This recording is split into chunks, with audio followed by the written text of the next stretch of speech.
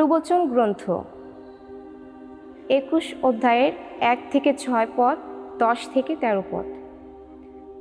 প্রজ্ঞা এই কথা বলছে, শোনো বৎস আমার, ভগবানের হাতে রাজার অন্তর যেন জলের প্রণালী, যার গতিমুখ ইচ্ছা মতো ঘুরিয়ে দেন তিনি।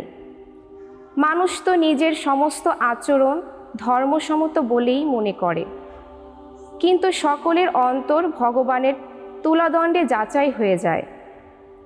ধর্ম ও ন্যায়নীতি পালন ভগবানের দৃষ্টিতে বলিদানের চেয়ে প্রীতিকর।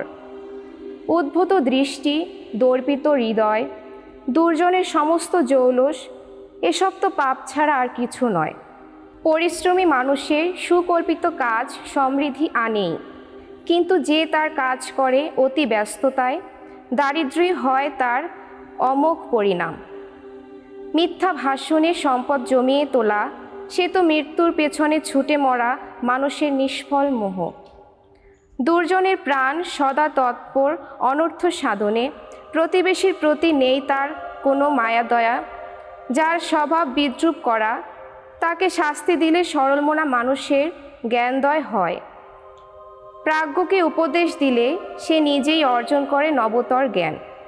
সেই মহাধর্মময় যিনি, তিনি দুর্জনের ঘরের দিকে নজর রাখেন।